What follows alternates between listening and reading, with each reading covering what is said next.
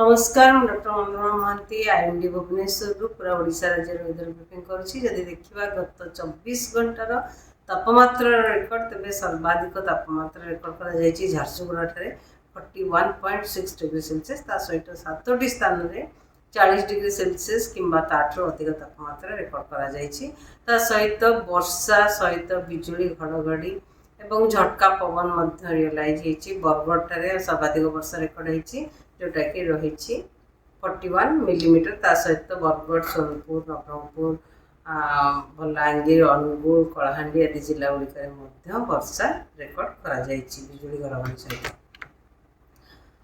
दिन तापमात्रा बलांगीर ठारे 41.4 degree Celsius record कर बहुत 41.2 degree Celsius Bargarh 40.6 degree Celsius Sambalpur ठारे 40.4 डिग्री सेल्सियस रेकर्ड कर सहित दिन तापमात्रा स्वाभाविक तापमात्रा ठारू 3 डिग्री सेल्सियस अधिक रही कोरापुट रे भुवनेश्वर 1.8 डिग्री सेल्सियस अधिक रही कटक रे 0.7 डिग्री सेल्सियस अधिक रही किंतु टिटलागढ़ रे 4.2 डिग्री सेल्सियस कम रही।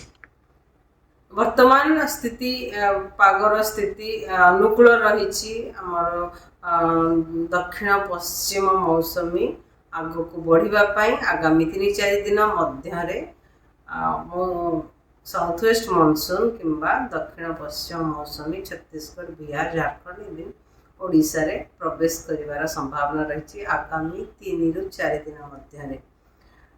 वर्तमान गोटे ट्रफ जोटा सीजनल ट्रफ रही जोटा कि रोची पंजाब रु बिहार पर्यंत लंबी जोटा कि वर्तमान पंजाब रु गांजेटिक वेस्ट बंगाल पर्यंत लंबी हरियाणा उत्तर प्रदेश बिहार झारखंड दे जहाँफल कि ओडिशा रे यार प्रभाव में वर्षा सहित बिजुली घड़घड़ी झटका संभावना रही।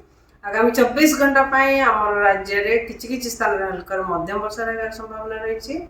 आम उपकूलवर्ती अंचल जिला गुड़िक जमीक बालेश्वर भद्रक केन्द्रापड़ा जगतसिंहपुर पुरी खोर्धा नयागढ़ कटक जाजपुर सहित मयूरभंज केउंझर ढेंकानाल अनुगुल बहुत जिले में वर्षा सहित बिजुली घड़घड़ी झटका पवन 50 ରୁ 60 किलोमीटर पर रही संभावना रही। गोटे कि 2टा स्थान में से ऑरेंज अलर्ट जारी कर अलग जिला गुड़िक येलो अलर्ट जारी कर जोटे कि वर्षा गोटे कि 2टा स्थान में वर्षा सहित बिजुली घड़घड़ी झटका पवन 40 ରୁ 50 किलोमीटर पर रही संभावना रही।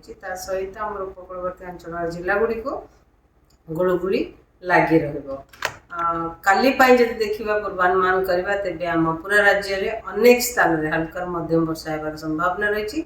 सहित वर्षा सहित बिजुली घड़घड़ी झटका पवन 50 ରୁ 60 किलोमीटर पर आवर गोटे कि 2टा स्थान में होबार संभावना रही। मयूरभंज जिले में कोरापुट और मालकानगिरी जिले में अलग जिला गुड़िक काम्हा स्थान में कि गोटे कि 2टा स्थान में वर्षा सहित बिजुली घड़घड़ी झटका पवन 40 ରୁ 50 किलोमीटर पर आवर रही संभावना रही।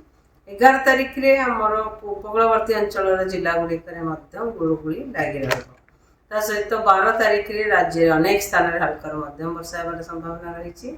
सहित प्रबल वर्षा किंबा गोटे कि 2टा स्थान में होबार संभावना रही जमीक गजपति कंधमाल रायगढ़ कोरापुट मालकानगिरी केउंझर और मयूरभंज जिले में। सहित 13 तारिख में राज्य अनेक स्थान में हल्का मध्यम वर्षा होबार संभावना रही। अब रायगढ़ नवरंगपुर कोरापुट मालकानगिरी जिले में गोटे कि 2टा स्थान में प्रबल वर्षा होबार संभावना रही। सहित अलग जिला गुड़िक गोटे कि 2टा स्थान में वर्षा सहित बिजुली घड़घड़ी झटका पवन 40 ରୁ 50 किलोमीटर पर होबार संभावना रही। 14 तारिख में राज्यर किसी स्थान में हल्का मध्यम वर्षा रही संभावना रही। सहित गोटे कि 2टा स्थान में बिजुली घड़घड़ी सहित झटका पवन 40 ରୁ 50 किलोमीटर पर आवर रही संभावना रही।